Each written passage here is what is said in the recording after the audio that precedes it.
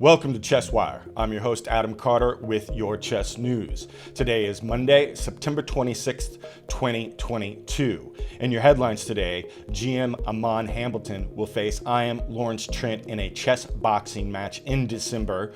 Also, I play dad to the internet in regards to the emerging chess boxing trend. All this today on ChessWire.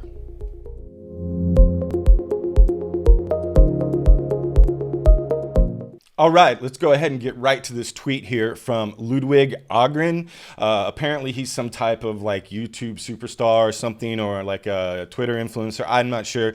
Tweet said, "This is the biggest event of my career. I've looked at the card, notice he's not boxing. He seems to be like the Don King of the chess boxing world." We'll go ahead and take a look at this advertisement that he put out. This was on the 23rd of September. Any move can be the last you make. In a war of the mind, you must adapt to change. Every mistake made, an opportunity to strike. Check. And when the ashes settle, only one will be crowned the victor.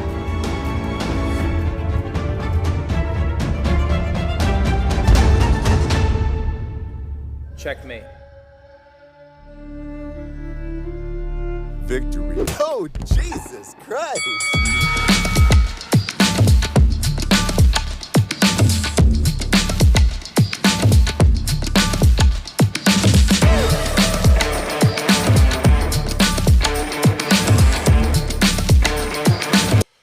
Okay, I think I've seen enough. This is definitely dangerous.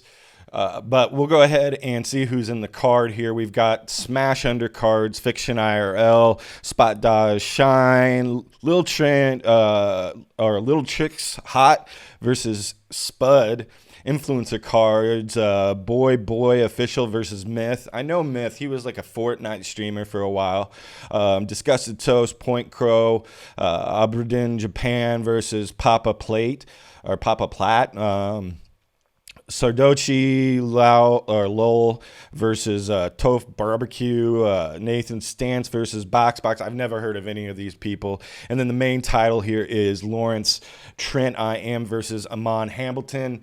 These guys are both very talented chess players. Aman, of course, is Grandmaster. Lawrence Trent is an IM. That's an international master.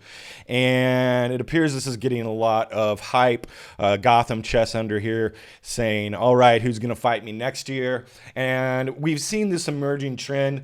I've seen the Botez sisters with boxing gloves on. I've seen Gotham Chess doing his thing where he's boxing, he's hitting the bag and stuff. And you know, I would say that for the most part, if they wanted to get into a ring, do some light sparring where they got full headgear on, it's just for points, no knockouts, anything like that, I'd be all for this. I think it's fun to speculate on who'd win a chess match or chess boxing match. But this is getting pretty wild here, and this guy Ludwig obviously has the cash in order to pull off an event like this. Let's go ahead and move over here to chess.com and see what they have to say about this event. Ludwig announces Mogul Chess Boxing Championship, Hambleton versus Trent headlines, and this was updated yesterday, the 25th of September. Now that the coronavirus pandemic has subsided, there's no reason that we can't go up close personal over chessboard or with chess boxing. Yes, chess boxing. This sport is making a grand return by none other than Ludwig Ogren, who increased his fame during the PogChamp series. And I remember this. I really enjoyed the PogChamp series. It was where, you know, guys and gals who weren't so great at chess, they played each other, but they were famous, you know, like YouTube personalities or famous streamers in different games like Fortnite or whatnot. And they come in, they play each other. I remember the Office guy was in there and he was playing. He did pretty well. So it was kind of like here's some famous people going ahead and playing chess with one another. It was a lot of fun. I really enjoyed it. He became a commentator at PogChamps 2 and PogChamps 3 and 4. And he's the one who's, like I said, hosting this entire event. Obviously, he's pretty famous YouTuber. He's got the cash to do it. Kind of like the new Don King of chess boxing, if you would. But the question we want to ask, and everybody's probably wondering about, is what is chess boxing? And I think for the most part, from what I've read and the research that I've done, it is where you play some type of rapid or blitz game in between rounds of boxing. So in the traditional sense of boxing, you're not just going after points, you're going after actual knockouts as well. So these guys are going to be going full force. This isn't like sparring with some gear on, stuff like that, where they're just going for points.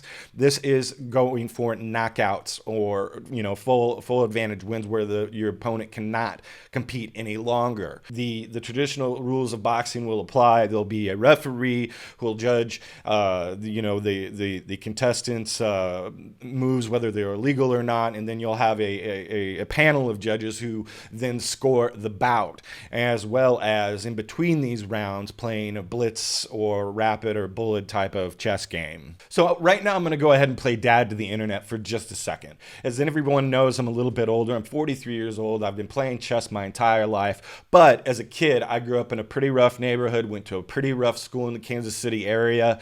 I got into a lot of fights in grade school, more in middle school, and then even more in high school. I then decided I was going to take boxing. I not only took boxing, I took Wing Chun Kung Fu, Bak Mai Kung Fu, I took Punin Jagman, Punin Tuk, and Tai Chi, some Aikido, and some Muay Thai. I also took stick fighting, knife fighting from a Navy SEAL, and I learned combat because I was tired of getting my butt kicked all the time. Back then I was 5'10", 150 pounds. Now I'm a little bit older, a little bit more dad-bodded out, 5'10" and 180. But I did remember knocking a couple people out and being knocked out myself while in sparring matches. Now, I never did compete professionally or anything. After being knocked out, I decided this was not the life for me.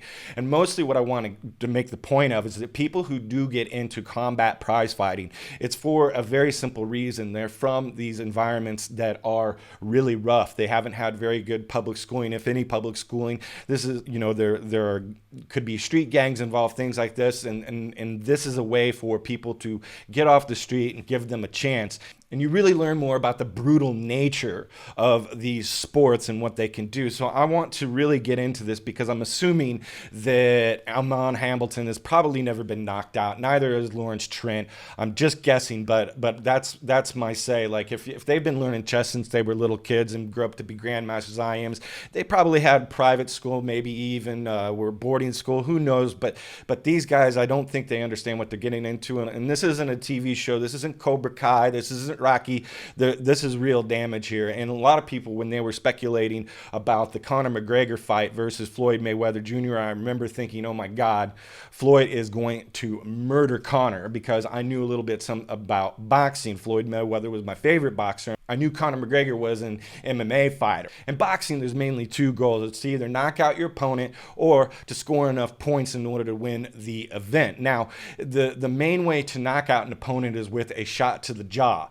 And we're going to explain here what that really looks like, what that means, because it's, when you've heard the term glass jaw before, that doesn't mean that your jaw is going to shatter, you're going to break your jaw. What it means is that when your head gets hit in the jaw, it whips the head so fast it causes the brain to move, and the fluid that surrounds the brain, between the brain and the skull, is not enough protection for the brain to actually hit the skull, which causes a concussion. What's up, guys? So what's a knockout, or how does a knockout occur in combat sports and even in other sports? What a knockout really is, it's a concussion or a series of concussions that really shuts down the brain. For an example, in boxing or MMA or other combat sports, a blow to the jaw, right? Most trainers will teach their fighters to target the jaw of the opponent. And the reason for this is it's an easy way to get a knockout because of the anatomy of the jaw. The way it's shaped, it's almost like a lever. So when you hit the jaw, the neck and the head rotates very quickly, rapidly. And what that does is it causes the brain to whiplash in the head, and it causes it to smack into the skull of the head. And usually this will cause a concussion or a series of concussions. In the trauma, when the brain smacks into the skull, it causes the brain to stimulate a lot of neurotransmitters, and it overrides the nervous system, and this causes a temporary paralysis on the body, which means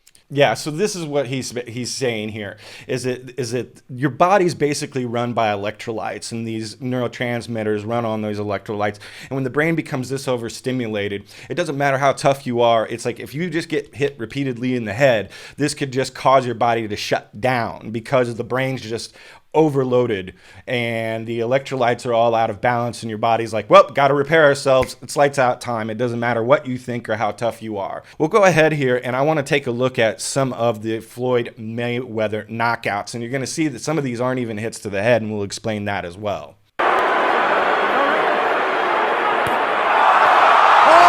Now, right there, I want to point out that the ref wasn't looking. They went for like this embrace. The ref wasn't looking, and Floyd was like, ref's not looking. Pop, hit him, knocked his ass out. So these types of things can happen, especially with amateurs. And this is what I want to get back to with the Conor McGregor versus Floyd Mayweather fight. And that is that even though Conor had all of this experience in MMA, he was an unprofessional fighter. He had not had the years of experience to be in the boxing ring with Mayweather. He didn't know how to defend himself properly, and he was also trying different techniques that are completely illegal in boxing, which if he were to pull them off without that ref there, he could have seriously hurt Mayweather. Now, that being said, I think that the Mayweather fight was definitely like this. Floyd Mayweather wanted to make a big payday, decided, hey, I'm going to give these people 8 rounds, and then he just got tired of like being embarrassed by McGregor and knocked him down. And Floyd Mayweather, if I remind you, he is 5'8" and 150 pounds, and he took down the larger Conor McGregor without any trouble. So you could be a smaller guy and hit a bigger guy in the jaw and watch him like go down very quickly. It just depends on whether how much membrane do you have between your skull and your brain, and you don't know that until you've been hit repeatedly, and then you actually get knocked out and you find out what that threshold is. We'll take a look at a couple more of these knockouts here just to show you how brutal this actually is. There it is. That's it. Ref's gonna call it. И беспощадно ударить.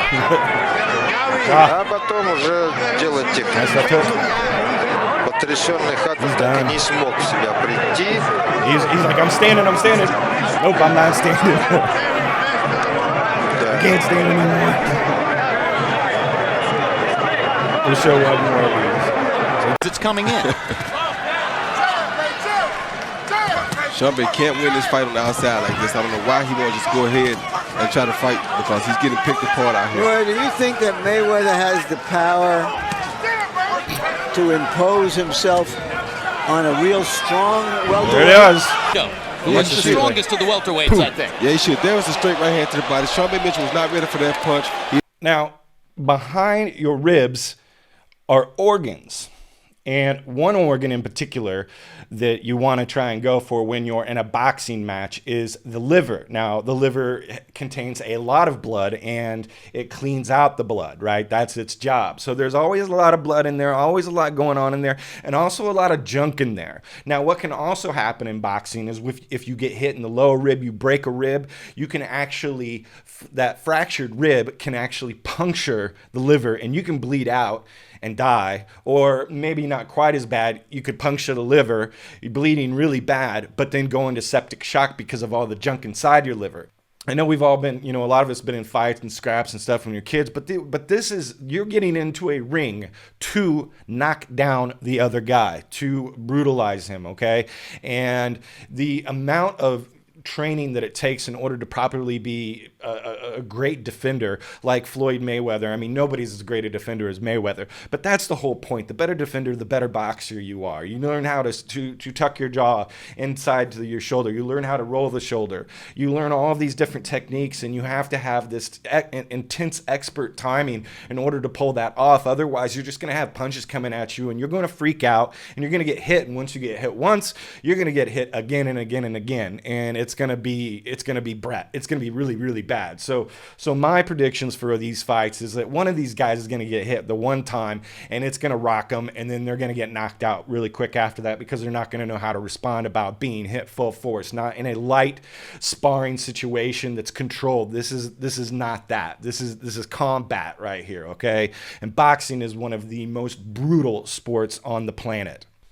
Hey, so I'm sorry I had to be the dad of the internet there for a little bit, but I had to, okay? This is a dangerous sport. This is brutal. The rules, I think, are going to be the same as in boxing. This isn't a light sparring match. This isn't something that's going to be controlled. This is, you're taking these guys who have these amazing talents, like and have these amazing titles, grandmaster, international master, so on. And they are taking their biggest asset, their brain, and putting it at risk on purpose. I think this is the dumbest thing ever to get content. I think that Ludwig's a little bit just despicable for putting these people in this type of situation where he's like promising them more money. But the thing is that you get hit once and you get multiple concussions and you might never be the same. You could see the trajectory of your life change. You go from being a 2,700 rated chess GM, and then now all of a sudden, you know, you can't break 2,200 anymore. It's very possible you could experience permanent brain damage. You could experience a fractured rib, which could then puncture the liver, and you could bleed out, go into septic shock, all kinds of bad stuff. There's just a wide array of maladies that can occur, permanent maladies from boxing, and you don't go into this sport if you're already successful and the biggest asset is your brain. That is my spiel. Thank you for watching ChessWire. Have a good one.